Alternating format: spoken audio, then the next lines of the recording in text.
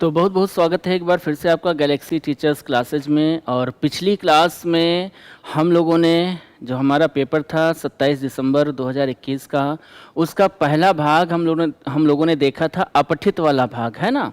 उसके आगे का जो पार्ट 2 है, दूसरा भाग है, जिसमें हम लोग पेडागॉजी के प्रश्नों का अवलोकन करेंगे, अध्ययन करेंगे। वो भाग लेकर हम उपस्थित हो चुके हैं आपके लिए, तो आप लोग भी जुड़ जाइए हमारे साथ और हम चलते हैं सीधे इस प्रश्नों की श्रृंखला में और देखते हैं हमारा पहला प्रश्न क्या है जो 27 दिसंबर 2021 को पूछा गया था। तो ध्यान दीजिए, पहला प्रश्न निम्नलिखितेषु किम उत्तम पाठ्य पुस्तकस्य तत्वपूर्ण मानदंडः नास्ति। ध्यान दीजिए, क्या पूछा जा रहा है? नास्ति। नास्ति मतलब नहीं है। कह रहा है प्रश्न कि निम्नलिखित में से क्या उत्तम पाठ्य पुस्तक जो हमारी पाठ्य पुस्तक होती है, हम किसको उत्तम पाठ्य पुस्तक कहेंगे? तो उत्तम पाठ्य पुस्तक का तत्वपूर्ण मानदंड नहीं है। जो नहीं है वो बताना है। तो देखिए, क्या पाठ्य पुस्तक में भाषा और शब्द संग्रह पर हमारा ध्यान नहीं होना चाहिए? बिल्कुल होना चाहिए। भाषा और शब्द संग्रह ये मानदंड है पाठ्य पुस्तक का। विषय वस्तु ये भी मानदंड है पाठ्य पुस्तक का। शैली और योजना मानदंड है पाठ्य पुस्तक का। लेकिन मुद्रण और बंधन ये मानदंड नहीं है, और जो नहीं है वही हमें बताना है। तो यहाँ पर हमारा डी विकल्प सही उत्तर हो जाएगा। 16वें प्रश्न का चौथा विकल्प सही है। अगला प्रश्न आ रहा है प्रश्न संख्या 17। 17वां प्रश्न है, काचित अध्यापिका पंचमी कक्षायाम स्वछात्रान् षड्वाक्यानां लघु परिच्छेदम द्विवारम श्रोतुम कथयति। बड़ा लंबा वाक्य है, धैर्यपूर्वक इसको पढ़िए, समझिए क्या कहा जा रहा है। काचित अध्यापिका मतलब कोई अध्यापिका है जो पंचमी कक्षायाम 5वीं कक्षा में स्वछात्रान अपने छात्रों को षड्वाक्यानाम 6 वाक्यों का, कितने वाक्यों का? 6 वाक्यों का, लघु परिच्छेदम एक छोटा सा परिच्छेद है, छोटा सा पैराग्राफ है। 6 वाक्यों का छोटा सा पैराग्राफ मतलब परिच्छेद है, जिसको द्विवारम श्रोतुम कथयति, वह कहती है, कथयति कहती है, क्या कहती है? द्विवारम 2 बार, श्रोतुम मतलब सुनने के लिए कहती है। एक अध्यापिका अपनी कक्षा में 5वीं कक्षा में अपने छात्रों को 6 वाक्यों के एक लघु परिच्छेद को 2 बार सुनने के लिए कहती है कि इस पैराग्राफ को, इस परिच्छेद को 2 बार सुनिए। तदा सा तान चतुष्णाम समूहेषु ताम परिच्छेदम पुनः लेखितुम कथयति। उसके बाद सा तान चतुष्णा समूहेषु, वह उन बच्चों को 4 समूहों में बांट करके तम परिच्छेदम उस परिच्छेद को पुनः लेखितुम कथयति, पुनः लिखने के लिए कहती है। सा कथयति वह कहती है, यत की ते वे लोग तम परिच्छेदम उस परिच्छेद को, जिस परिच्छेद को अभी 2 बार सुना है, वे उस परिच्छेद को यथा संभव निकटतमम लेखितुम शक्नुवन्ति। यथा संभव, जितना संभव हो उतना उस परिच्छेद को निकट लिख सकते हैं। अब ये निकट लिखने का मैटर क्या है? निकट लिखने की बात क्या है? देखिए, परिच्छेद को बच्चों ने सुना है, परिच्छेद को सुन करके लिखना है। 2 बार सुना है, अब देखना तो है नहीं। जब 2 बार सुना है तो जो सुना है वही लिखना है। अब अगर देख कर लिखते तो शब्दशः वही लिखते, जो शब्द किताब में थे वहीं वो अपनी कॉपी में लिखते।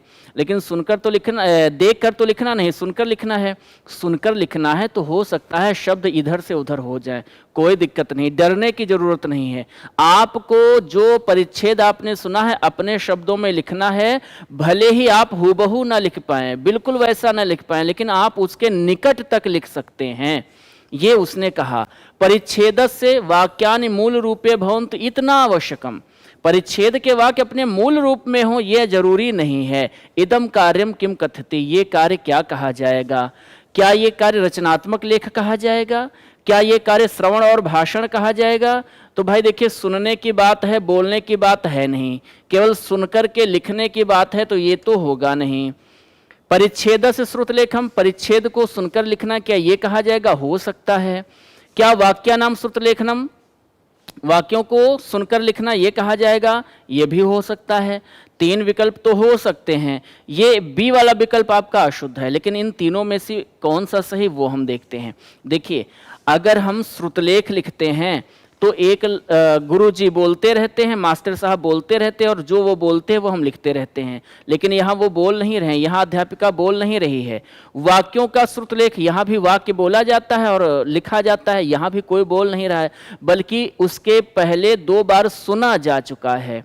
सुन करके अब हमको अपनी स्मृति के आधार पर लिखना है, और स्मृति के आधार पर लिखना है, तो ये श्रुतलेख नहीं है, बल्कि ये क्या है, रचनात्मक लेख है। रचनात्मक लेख हो जाएगा। ए विकल्प हमारा बिल्कुल सही उत्तर है, उपयुक्त उत्तर है। तो ए विकल्प यहाँ पर सही है। अगला प्रश्न है, काचित अध्यापिका, फिर से कोई अध्यापिका आ गई, पश्यति, और क्या करती है, देखती है। काचित अध्यापिका पश्यति, कोई अध्यापिका देखती है। यत की केचन छात्राः, कुछ छात्र, भाषायाः अनुच्छेदानां, भाषा के अनुच्छेदों में, कि कोई अध्यापिका देखती है कि कुछ छात्र भाषा के अनुच्छेदों में विस्तृत व्याख्यायाम तथा वाक्य संरचनाम अवगंतुम काठिन्यम अनुभवन्ति।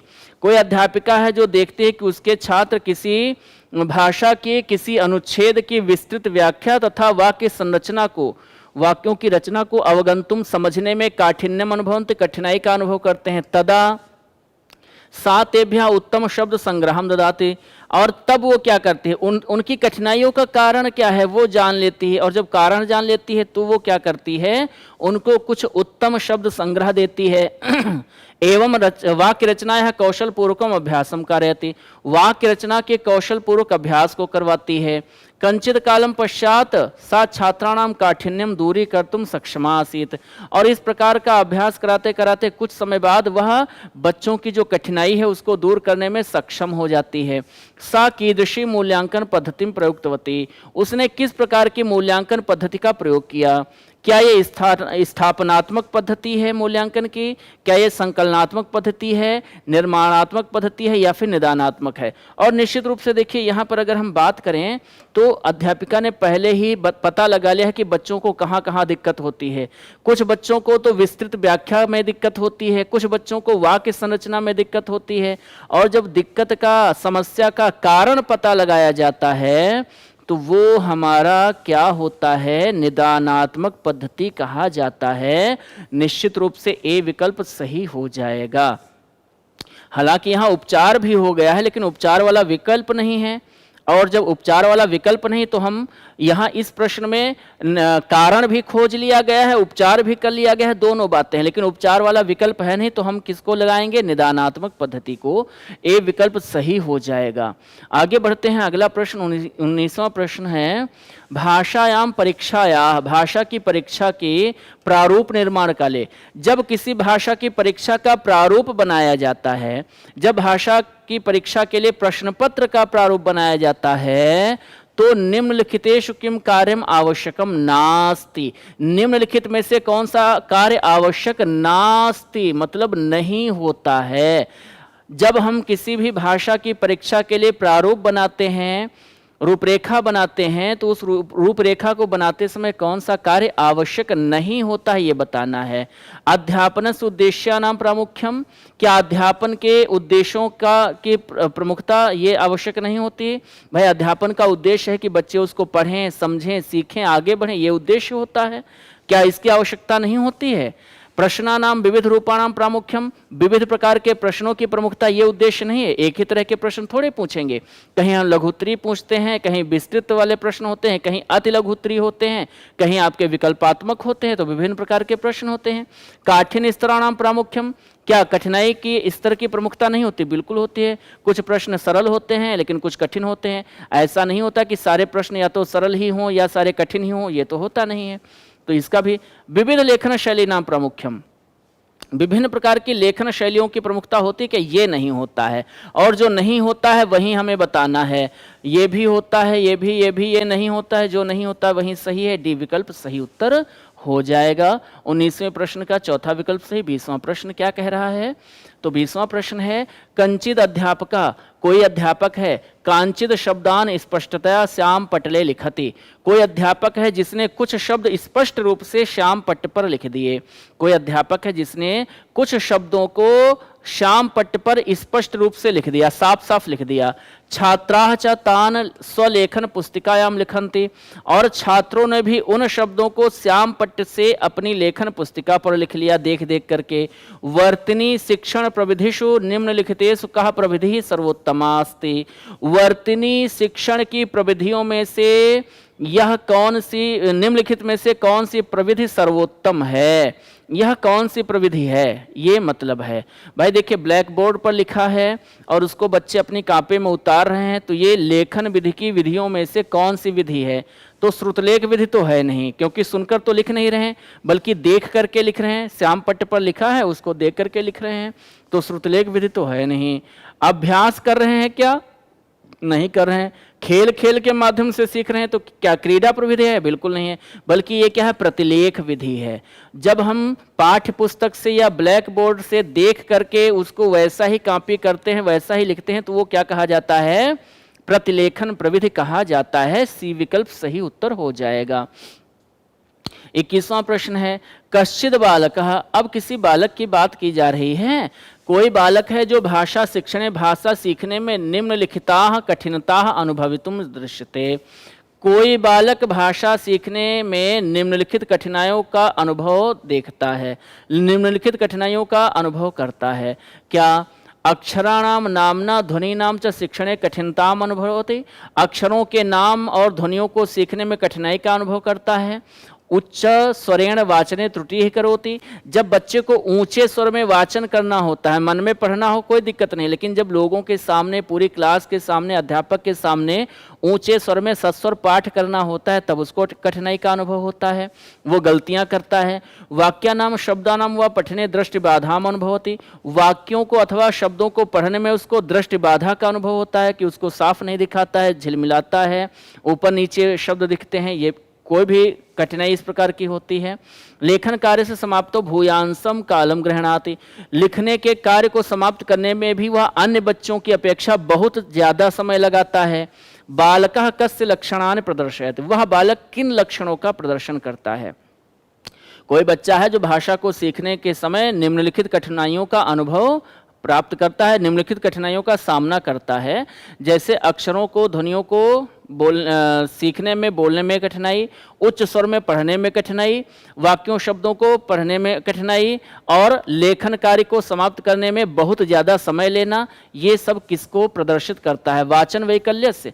क्या उसमें वाचन विकलता है? तो देखिए, केवल वाचन की, पठन की बात नहीं हो रही, केवल हम यहाँ देखिए इस वाले कार्य में, इस चौथे विकल्प में हम लेखन की बात भी कर रहे हैं, है ना। यहाँ हम पठन की बात कर रहे हैं, तो यहाँ हम लेखन की बात कर रहे हैं, तो केवल वाचन कौशल तो हो नहीं सकता है। लेखन वैकल्य से, क्या ये लेखन की विकलता है, लिखने से संबंधित?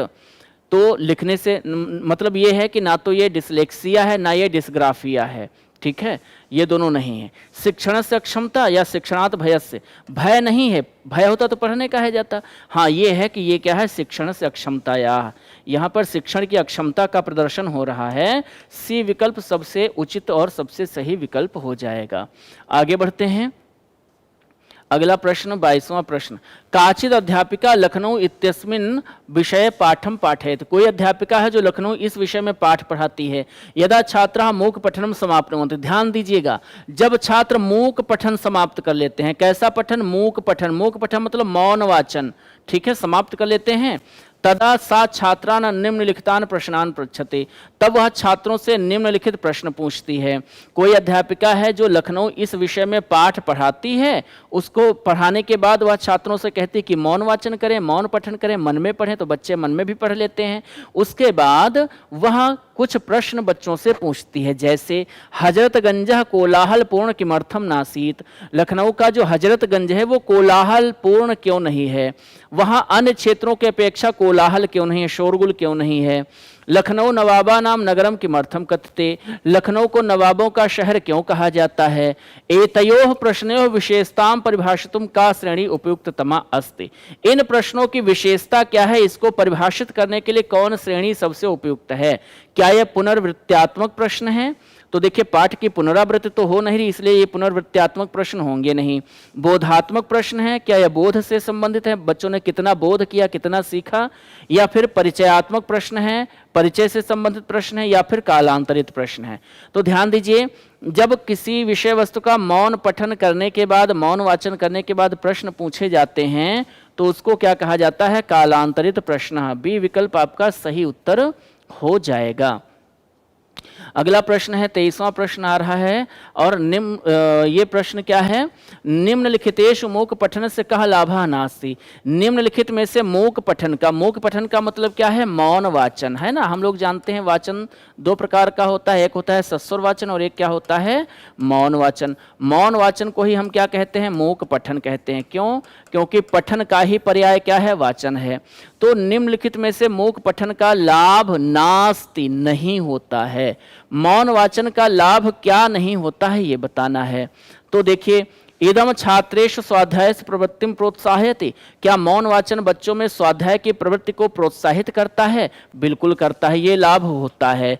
छात्रा अर्थ उद्बोधनेन चिंतनेन च अर्थ ज्ञानम कुर्वन्ति, छात्र अर्थ उद्बोधन और चिंतन से अर्थ का ज्ञान प्राप्त करते हैं, बिल्कुल करते हैं। इदम छात्राणाम शक्तिम संरक्षते, इससे छात्रों की शक्ति बचती है। भाई बोल बोल कर पढ़ेंगे तो उनको ज़्यादा ताकत लगानी पड़ेगी, मन में पढ़ रहे हैं तो उनको कम ताकत लगानी पड़ेगी, इसलिए उनकी शक्ति भी बचती है, बिल्कुल बचती है। इदम छात्राणाम संकोच लज्जाशीलताम च दूरी करो, क्या ये मौन पठन जो होता है बच्चों के संकोच को, उनकी शर्म को, झिझक को और उनकी लज्जाशीलता को क्या दूर करता है? ये कथन सही नहीं है, क्योंकि बच्चा अगर लज्जा कर रहा है, शर्म कर रहा है, संकोच कर रहा है, उसका संकोच मौन पठन से भला कैसे दूर होगा? उसका संकोच तो तब दूर होगा जब बच्चा कक्षा में सबके सामने सस्वर पाठ करेगा। तो ये कथन सही नहीं है, और जो कथन सही नहीं है वही हमें बताना है, इसलिए सही उत्तर क्या हो जाएगा, ए हो जाएगा। आगे बढ़ते हैं, अगला प्रश्न क्या है, 24वां प्रश्न, वो देखते हैं। तो 24वां प्रश्न है, आंग्ल भाषायाम अध्यापन विधि विषयकान निम्नलिखित कथनान पठत। आंग्ल भाषा में अध्यापन विधि विषयकान, अध्यापन विधि के विषय में निम्नलिखित कथनान पठति, निम्नलिखित कथनों को पढ़िए। अयम विधि पद्धति प्रथमम जर्मनी देशे प्रारब्धः, कहा जा रहा है कि ये जो आंग्ल भाषा के अध्यापन की विधि है, मतलब जो अंग्रेजी भाषा के अध्यापन की विधियां हैं, ये सबसे पहले कहाँ हुई, कहाँ प्रयोग में लाई गई, इनका प्रारंभ कहाँ हुआ? तो इस विधि का, इस पद्धति का प्रारंभ सबसे पहले जर्मनी देश में हुआ। आंग्ल भाषा पाठयितुम अयम विधि यूरोपे भूयशः प्रयुक्तः, आंग्ल भाषा में पढ़ाने की यह विधियां यूरोप में बहुत बार प्रयुक्त हुई हैं।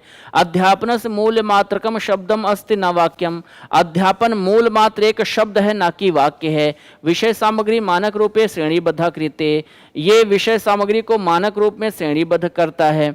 प्रगति पदान औपचारिकतायाः क्रियात्मकतां प्रति गच्छन्ति, प्रगति पद औपचारिकता से क्रियात्मकता की ओर जाते हैं।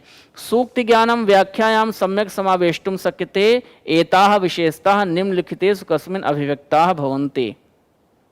सूक्ति ज्ञान व्याख्यायाम सम्यक समावेष्टुम शक्यते, सूक्तियों का ज्ञान व्याख्या में सम्यक समाहित होता है। यह सारी विशेषताएं निम्नलिखित में से किसके, कस्मिन अभिव्यक्ता भवन्ति, किस विकल्प में अभिव्यक्त हो रही हैं? तो यह किस विकल्प में अभिव्यक्त हो रही हैं? श्रवण भाषीय पद्धत्याम या प्रतिस्थापन विधो प्रक्रियायाम। द्विभाषीयता, देखिए द्विभाषीयता तो है नहीं, व्याकरण अनुवाद विधि है नहीं, क्योंकि व्याकरण की बात हो नहीं रही है। श्रवण भाषीयता, सुन करके बोल करके, ये भी नहीं। आपका एक ही विकल्प शेष है, कौन सा? प्रतिस्थापन विधो, ये प्रतिस्थापन विधि कही जाती है। बी विकल्प सही उत्तर हो जाएगा। आगे बढ़ते हैं, अगला प्रश्न है, निम्नलिखिते कथने पठत, निम्नलिखित कथनों को पढ़ो, तदा समुचितम विकल्पम चिन्हतु, उसके बाद उचित विकल्प को चुनिए। कथन क्या है? मूल्यांकन से सहयोग्यता पक्षे सहायता क्षेत्रम ज्ञातुम अध्यापकस्य अंतर्ज्ञानम परिलक्षिते, मूल्यांकन की सहयोगिता के पक्ष में सहायता क्षेत्र को जानने के लिए अध्यापक का अंतर्ज्ञान परिलक्षित होता है। देखिए, मूल्यांकन की सहयोगिता जो होती है, मूल्यांकन के संदर्भ में अगर हम बात करें तो इसमें अध्यापक के अंतर्ज्ञान का हमें दर्शन तो होता ही है। भाई अध्यापक का अगर अंतर्ज्ञान नहीं तो किसी अन्य का मूल्यांकन नहीं कर सकता। दूसरा है लेखन से तथा श्रवण से परीक्षणम सह योग्यतासु विभाजयितुम तथा संयुक्त भाषा परीक्षण ही अनुपूरयितुम शक्यते। लेखन के तथा श्रवण के परीक्षण के साथ योग्यताओं में विभाजित करने के लिए तथा संयुक्त भाषा परीक्षण ही अनुपूरयितुम शक्यते। लेखन तथा श्रवण के परीक्षण सह योग्यताओं में विभाजन करने के लिए तथा संयुक्त भाषा परीक्षण के द्वारा अनुपूरयितुम शक्यते, अनुपूरित करने के लिए। यहाँ पर आपसे पूछा जा रहा है कि कौन सा कथन सही है, कौन सा गलत है, या दोनों सही हैं। तो ए सत्यम अस्ति परंतु आर असत्यम अस्ति, क्या पहला कथन सही है और दूसरा कथन गलत है? ए तथा आर दोनों सत्य हैं। आर और ए ये समीचीन व्याख्या हैं, आर ए की समीचीन व्याख्या है, या ए तथा आर उभय सत्य था परंतु आर ए इस वाक्य की व्याख्या नहीं है, ए असत्य है और आर सत्य है। तो यहाँ पर जो सही उत्तर हो जाएगा वो क्या हो जाएगा? तो मूल्यांकन की सहयोगिता के पक्ष में सहायता क्षेत्र को जानने के लिए अध्यापक का अंतर्ज्ञान परिलक्षित होता है, ये कथन आपका बिल्कुल सही है। और लेखन तथा श्रवण के परीक्षण के साथ योग्यताओं को विभाजित करने के लिए, भाई देखिए लेखन और ये जो है लेखन है और क्या है श्रवण है, ये योग्यता नहीं है बल्कि ये क्या है कौशल हैं। और कौशल की बात की जाती तब ठीक था, लेकिन यहाँ किसकी बात की जा रही है? योग्यता की जा रही है। इसलिए ये कथन क्या है? गलत है। ये सही है और ये गलत है। अब देखिए किस विकल्प में ए सही और आर गलत है? इसमें नहीं है, इसमें आर को सही माना गया, गलत है। ए तथा आर दोनों सही, ये भी गलत है। ए तथा आर सत्य हैं, ये भी गलत है। एक ही विकल्प शेष है आपके सामने, कौन सा? ए आपका सही विकल्प हो जाएगा, क्योंकि लेखन और श्रवण आपके कौशल होते हैं, ये बच्चों की योग्यता नहीं होती है। बच्चों की योग्यता अगर होती तो हम आर को सही मानते, लेकिन आर जो है इसलिए सही नहीं क्योंकि लेखन और श्रवण क्या है? कौशल है, ना कि योग्यता। और यहाँ योग्यता की बात की जा रही, इसलिए ये कथन गलत है, ये सही है। तो ए सही है, आर क्या है? असत्य है। ए विकल्प सही उत्तर हो जाएगा और सही उत्तर मिल चुका है, इसलिए हम बढ़ चलते हैं आगे। और 26वां प्रश्न क्या है? कश्चित अध्यापकः अर्ध पाठ्यम उच्च स्वरेण, उच्च स्वरेण है, उच्च स्वरेण, चलिए खैर इसको समझ लीजिएगा, उच्च स्वरेण है। कश्चित अध्यापकः अर्ध पाठ्यम उच्च स्वरेण पठते, कोई अध्यापक आधे पाठ को उच्च स्वर में पढ़ता है। कोई अध्यापक है जो आधे पाठ को कैसे पढ़ता है? ऊंचे स्वर में पढ़ता है।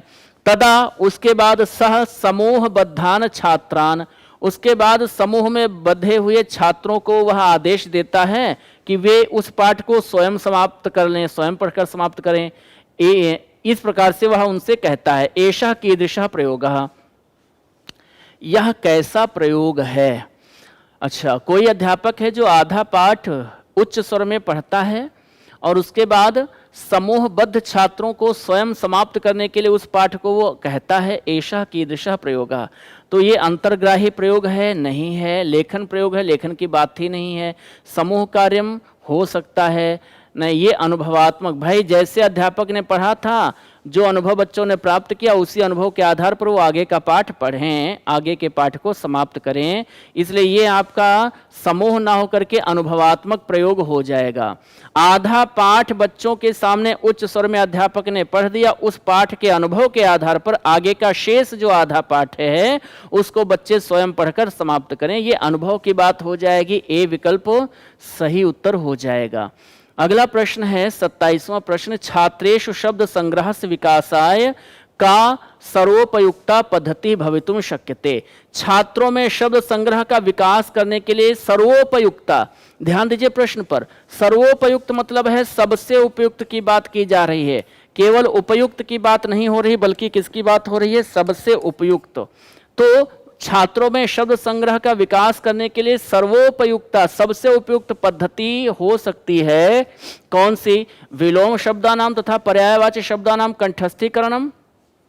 भाई विलोम शब्दों को और पर्यायवाची शब्दों को बच्चे कंठस्थ करेंगे तो उनका शब्द संग्रह विकसित तो होगा ही, बात बिल्कुल सही है, लेकिन कहीं न कहीं ये विकल्प उतना अच्छा नहीं है। क्यों? क्योंकि यहाँ कंठस्थीकरण की बात की जा रही है। दूसरा है दत्त प्रकरणे नवीन शब्दानाम अर्थानुमानम, दिए गए प्रकरण के आधार पर मतलब संदर्भ के आधार पर शब्दों के अर्थ का अनुमान लगाना, ये बात भी बिल्कुल सही है। प्रत्येकम नवीन शब्द से अर्थाय शब्दकोश से प्रयोग, जब भी कोई नया शब्द आ जाए तो उसके अर्थ को जानने के लिए शब्दकोश का प्रयोग करें, बात सही है, शब्दकोश का प्रयोग कीजिए, शब्द का अर्थ जानिए। और एक शब्द का अर्थ ढूंढने गए थे, 4 शब्दों पर और हमारी नजर पड़ गई, उनको भी हमने समझा, बात ये भी सही है। सर्वेशाम नवीन शब्दानाम वाक्येश प्रयोग, जब भी कोई नया शब्द आपके सामने आ जाए तो उस शब्द का आप वाक्य में प्रयोग कीजिए, इससे क्या है आपको अधिक से अधिक शब्दों का ज्ञान प्राप्त होगा, बात बिल्कुल सही है। लेकिन हमको तो वो ढूंढना है जो इन सबसे उपयुक्त है, लिखा हुआ है सर्वोपयुक्ता। बच्चे में शब्द संग्रह का विकास करने में जो सबसे उपयुक्त पद्धति है वह कौन हो सकती है? तो हमें चारों से मतलब नहीं कि चारों सही हैं, चारों से मतलब नहीं, सबसे उपयुक्त बताना है। और सबसे उपयुक्त क्या है? तो फिर एक ही है, कौन सा है? बी। हमारा एनसीएफ चिल्ला चिल्ला कर कहता है कि कभी भी बच्चे को अर्थ नहीं बताना चाहिए बल्कि संदर्भ के अनुसार उसको अनुमान लगाना चाहिए, इससे उसके अंदर खोजने की प्रवृत्ति बढ़ती है, अनुमान लगाने की प्रवृत्ति बढ़ती है और उसका शब्द संग्रह क्या होता है? मजबूत होता है। तो दत्त प्रकरण के अनुसार नवीन शब्द के अर्थ का अनुमान करना, बी विकल्प आपका सर्वोत्तम विकल्प है, इसमें कोई संदेह नहीं है। 28वां प्रश्न क्या कह रहा है उसको भी देख लेते हैं। तो बहुभाषीयता संसाधन रूपे प्रयोक्तव्या, जो बहुभाषीयता होती है उसको संसाधन के रूप में प्रयोग करना चाहिए। यतः, क्योंकि, बहुभाषिकता को संसाधन के रूप में प्रयोग करना चाहिए क्योंकि बालकाः बह्वीः भाषाः शिक्षितुं शक्नुवन्ति, बालक बहुत सारी भाषाएं सीख सकते हैं, इसलिए बहुभाषिकता का प्रयोग संसाधन के रूप में करना चाहिए। शिक्षकः बहुवी भाषाः शिक्षितुं शक्नुवन्ति, शिक्षक बहुत सारी भाषाओं को सीख सकता है। प्रत्येक बालकः सुरक्षितः स्वीकृतश्च मन्यते, बहुभाषीयता के द्वारा प्रत्येक बच्चा अपने आप को सुरक्षित और स्वीकृत मानता है। बालकाः बहुवीभिः भाषाभिः भ्रमिताः भवन्ति, बच्चा बहुत सारी भाषाओं से क्लास में भ्रमित हो जाता है। ध्यान दीजिए, बहुभाषिकता जो है उसको संसाधन के रूप में प्रयोग करना चाहिए। इससे क्या होता है भाई, जो बच्चे की भाषा है हो सकता है उस भाषा का प्रयोग कक्षा में ना किया जाता हो, लेकिन जो भाषा कक्षा में प्रयुक्त होती है वो भाषा बच्चा ना जानता हो। अब अगर उस भाषा को बच्चा नहीं जानता है जिस भाषा का प्रयोग कक्षा में हो रहा है, तो बच्चा तो अपनी बात ही नहीं रख पाएगा। और बच्चा यदि अपनी बात रखता है, कुछ बोलता है, तो वो अपनी भाषा का प्रयोग करेगा। अब अगर उसको हम डांट दें, अंग्रेजी मीडियम का स्कूल है, बच्चा अंग्रेजी नहीं जानता है, पहली बार स्कूल गया है, तो क्या वो बात नहीं करेगा? करेगा, वो अपनी भाषा में बात करेगा। और हमारा एनसीएफ कहता है कि हमें हर भाषा का सम्मान करना चाहिए और हर भाषा का सम्मान करना चाहिए। अब बच्चा अपनी भाषा बोल रहा है तो वो कहीं ना कहीं अपने आप को सुरक्षित भी मान रहा है और अपनी भाषा को कक्षा के लिए स्वीकृत भी मान रहा है कि हमारी भाषा कक्षा में स्वीकार की जाएगी। तो यहाँ पर आपका सी विकल्प सबसे सही उत्तर हो जाएगा। चलिए आगे बढ़ते हैं, अगले प्रश्न की करते हैं बात। 29वां प्रश्न, कक्षायाम कथा श्रवणम पुनः पुनः भवितव्यम, कक्षा में कथाओं को सुनना बार बार होना चाहिए। यतः, क्योंकि, अर्थात कक्षा में कथाएं खूब सुनानी चाहिए, बार बार सुनानी चाहिए कहानियां। क्यों? इदम छात्राणाम मनोरंजनम करोते, ये कहानियां बच्चों का मनोरंजन करती हैं, इसलिए बार बार कहानी ही सुनाते रहो। नैतिकताम पाठयति, नैतिकता का पाठ पढ़ाती हैं, इसलिए कहानी बार बार सुनाओ। समग्रतया भाषाम प्रस्तौति, कहानी के माध्यम से समग्र रूप से भाषा को प्रस्तुत किया जा सकता है, इसलिए कहानी बार बार सुनाओ। या कठिन शब्दान पाठ है तो कठिन शब्दों को पढ़ाती हैं। तो यहाँ पर सही उत्तर क्या हो जाएगा? देखिए, कहीं ना कहीं कहानी है, कविता है, ये बच्चों को आनंद प्रदान करने के लिए होती हैं, बात सही है, लेकिन मनोरंजन ही केवल उद्देश्य नहीं कि हम मनोरंजन ही करते रहेंगे इसलिए हम बार बार कहानी ही पढ़ते रहेंगे। कहानी के माध्यम से, कथाओं के श्रवण के माध्यम से हम क्या करते हैं? समग्र रूप से भाषा को प्रस्तुत करते हैं। सी विकल्प सही उत्तर यहाँ पर हो जाएगा। 29वें प्रश्न का सी विकल्प सही है। 30वां प्रश्न देखते हैं फटाफट वाले अंदाज में। भाषा अधिग्रहण से अर्थ अस्ति, भाषा अधिग्रहण का अर्थ होता है, भाषा अधिग्रहण का अर्थ होता है, ध्यान दीजिए प्रश्न की शब्दावली पर किसकी बात की जा रही है? अधिग्रहण की। और हमको पता है कि अधिग्रहण क्या होता है, तो अधिग्रहण क्या होता है? अधिगम होता है। अधिग्रहण क्या होता है? अधिगम होता है। जी नहीं, अधिग्रहण अधिगम नहीं होता है, अधिग्रहण क्या होता है? अर्जन होता है। तो ध्यान दीजिए, भाषा अधिग्रहण से अर्थ अस्ति, भाषा के अधिग्रहण का अर्थ है।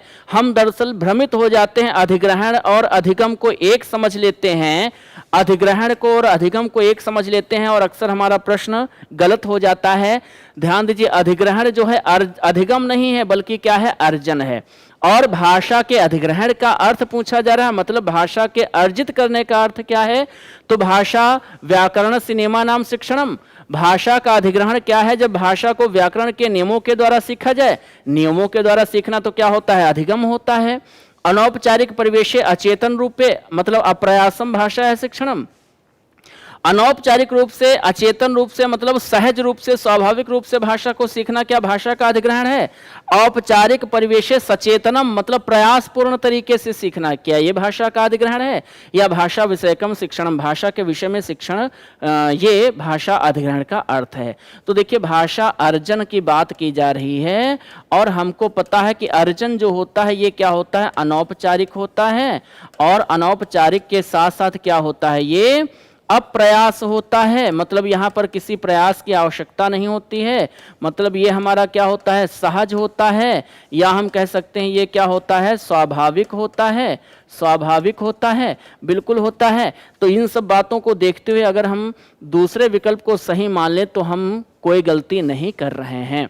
दूसरा विकल्प यहाँ पर सही हो जाएगा। भाषा अधिग्रहण का अर्थ होता है औपचारिक, अनौपचारिक परिवेश में, क्षमताम, अनौपचारिक परिवेश में अचेतन रूप से बिना किसी प्रयास के भाषा को सीखना, ये भाषा अधिग्रहण कहा जाता है। तो ये 15 प्रश्नों की श्रृंखला थी। 27 दिसंबर 2021 को जो सीटेट में आया हुआ प्रश्न पत्र था, उसके पहले भाग में हमने अपठित का अध्ययन किया और इस दूसरे भाग में, इस क्लास में हमने पेडागोजी के प्रश्नों का अध्ययन किया। और इस तरह से ये प्रश्न पत्र 27 दिसंबर 2021 का पेपर यहीं पर होता है संपन्न। ये क्लास आपको कैसी लगी कमेंट करके जरूर बताइएगा। हम पुनः मिलेंगे आपसे अगली क्लास में एक नए प्रश्न पत्र के साथ। तब तक आप पढ़ते रहिए, अपना ध्यान रखिए और अगर क्लास अच्छी लगी हो तो लाइक करना ना भूलिएगा, शेयर भी कीजिए अपने इष्ट मित्रों के साथ। अगर कोई सीटेट में संस्कृत विषय का चयन कर चुका है और संस्कृत से तैयारी कर रहा है तो उस तक जरूर पहुंचाइएगा। पहली बार जुड़ रहे हैं तो चैनल को सब्सक्राइब भी कर लीजिएगा।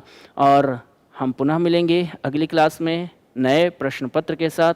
तब तक के लिए आप सबको बहुत बहुत धन्यवाद। नमस्कार।